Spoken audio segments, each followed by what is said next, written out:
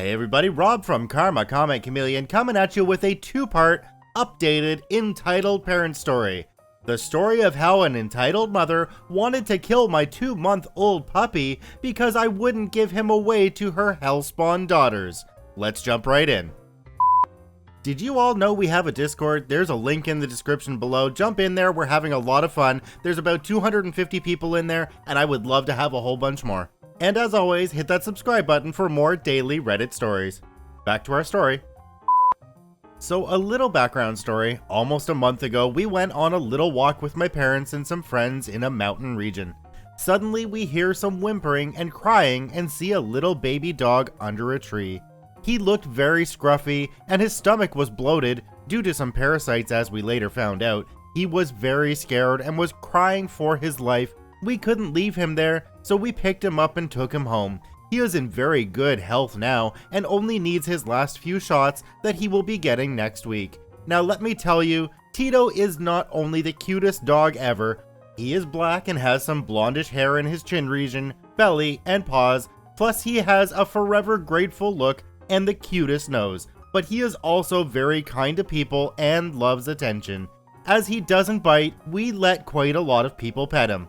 That particular day, we were going for a walk with him. Our vet told us he can't walk on a leash yet, as he doesn't have all his shots, so if we wanted to take him out, we should do so holding him like a baby. We were waiting in line to get our chocolate strawberries when we heard a squeal. It was Entitled Kid 1 that had just spotted our pupperino. She came running towards us and asked to pet him. Of course I said yes, as he quite likes it. She was petting him and asking some questions. Just then, the rest of her posse arrived. "Aw, can I hold him? He seems to like me very much."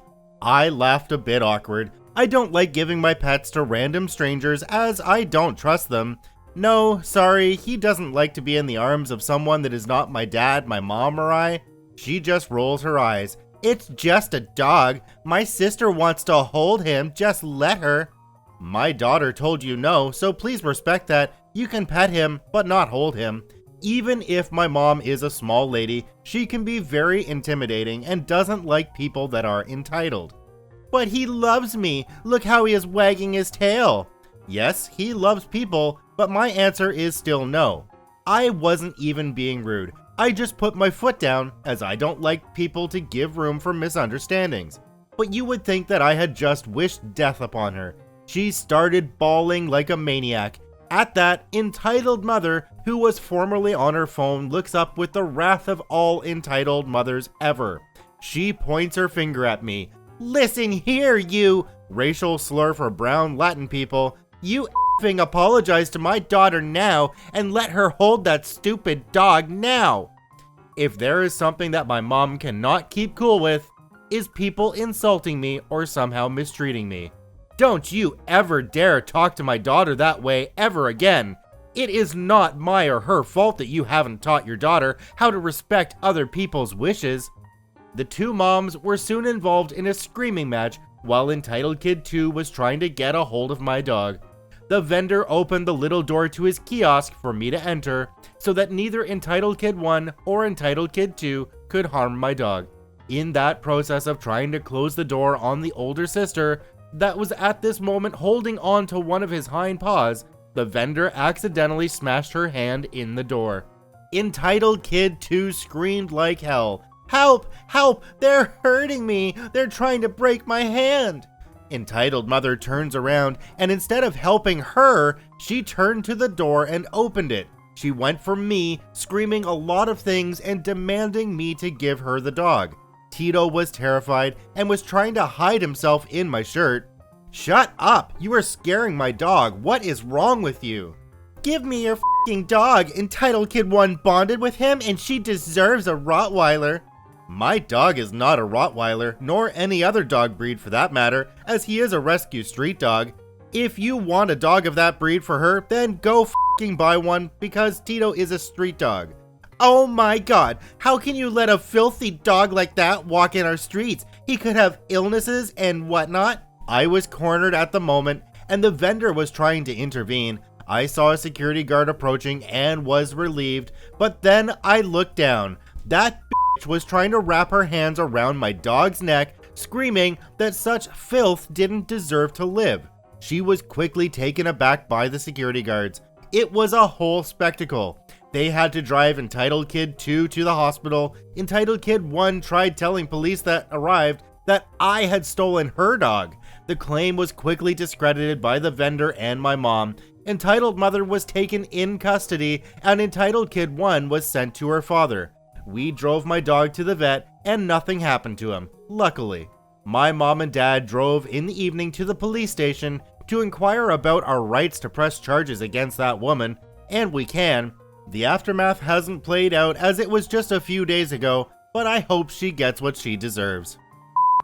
So that story was posted a month ago, and OP posted an update 1 day ago, which we'll get into now.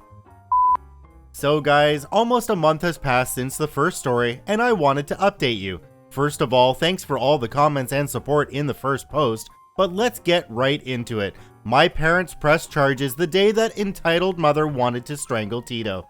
The officers told us that as there were witnesses, the security officers and the vendor, the likelihood of the Entitled Mother getting criminal charges was extremely high. 5 days passed when we got a visit from Animal Control. Entitled Mother had pressed charges against us and said that our filthy dog was visibly sick and a danger for his environment. I was extremely upset, but we were cleared quite fast of all allegations. The woman even complimented us on the health of Tito. Then came the trial. I put it in quotation marks as we were just in a room with a long table with both our attorneys present and a mediator. Forgot the professional term. Entitled Mother showed up with her older daughter and her lawyer. They were looking so smug that I wanted to punch them. Before it all started, the daughter followed me into the bathroom where the following occurred. "Oh, cute bag. Where did you get that from? The dollar store?" It was like she just saw a bunch of those old bully cheerleader movies and was trying to copy from it. I didn't say anything. You know, because I am not stupid. I can tell when someone is trying to provoke me. What? Are you a coward now? You dirty brown people are all the same. You f***ing know you just want the money of my parents. You don't f***ing know how to do honest work, and you prey on rich people like us to scam us. You are the scum of the world. I just nodded and left. But again, I am not stupid. I opened WhatsApp, sent the rant of the daughter via voice recording to my mom, and left the bathroom. I arrived back at the room. Shortly after the daughter did, she whispered something to Entitled Mother, who looked at me shooting daggers. We sat down as it began. As we did the claim, we were first in recounting what happened.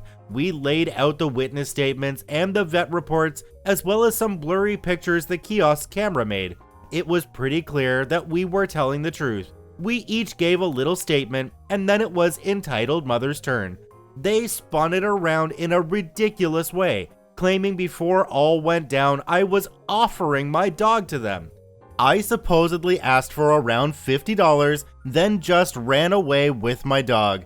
Then they claimed Entitled Mother chased after me to get either her money or the dog. Apparently, I was threatening violence, and that's when Entitled Mother snapped. Lawyer said she was just a poor woman with PTSD and that my threats made her snap. That's why she acted like she acted afterwards.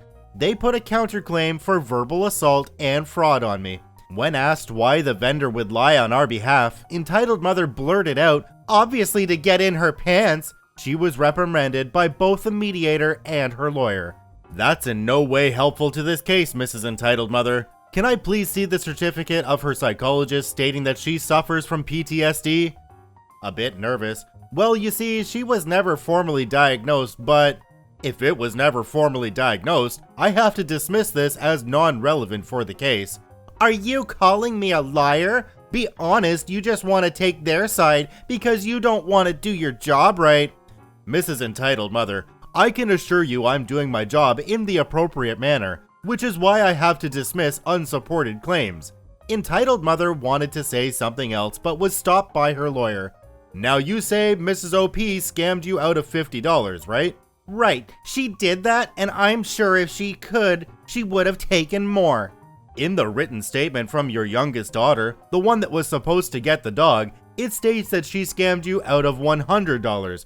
Can you clarify that, Mrs. Entitled Mother? Oh, you see, she's just a baby. She gets quantities mixed up quite a lot. After a bit back and forth, where Entitled Mother poked a lot of holes in her history, we got a 10-minute recess. That's when I found out that Fancy Lawyer Man was actually Entitled Mother's husband. She was berating him for doing an awful job and said that if he doesn't win this case, he can sleep on the couch for the rest of the year, and that she would be taking his money and buy the new couch she wanted as recompensation for his inability. Honestly, husband looked like a doormat, constantly saying, "Yes, honey, don't worry, honey." I felt bad for him.